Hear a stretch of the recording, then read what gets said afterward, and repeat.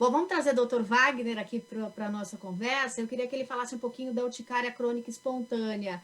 Qual a origem da doença? Também existe alguma herança genética?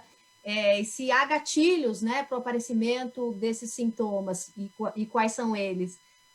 Boa tarde, Dr. Wagner. Boa tarde a todos, aos meus colegas que me antecederam. E a urticária crônica espontânea, diferente da psoríase, ela não tem um perfil genético tão claro. Isso é menos comum.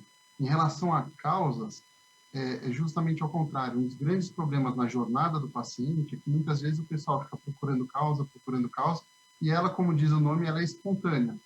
Então, um quadro de urticária que dure mais que 6 semanas, ele é uma urticária crônica. E essa urticária crônica, quando a gente tem algum mecanismo que desencadeia, ou algum gatilho, como você falou, a gente fala que é urticária crônica induzida. Em oposição a isso, tem a espontânea, que ela acontece sem um gatilho claro. Então, é mais uma reação imunológica do corpo contra ele mesmo, sem uma causa muito específica. E o que acontece com o corpo, né? Quando a gente ouve urticária separadamente, né, sem urticária crônica espontânea, a gente pensa logo numa coceira, né? O senso comum faz com que a gente pense nessa coceira de pele. Eu queria que o senhor falasse quais são os sintomas, o que a pessoa sente, em quais locais ela sente isso.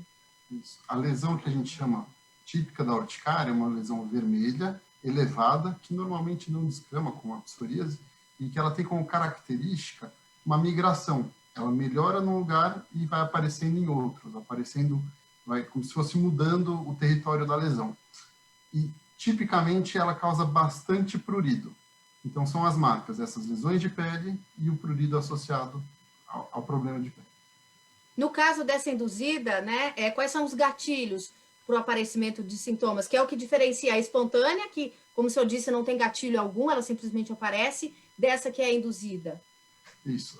O que a gente chama classicamente de induzida por exercício, por suor, por frio, por vibração, por pressão, então aquela que fica na marca do sutiã. Então, são gatilhos mecânicos.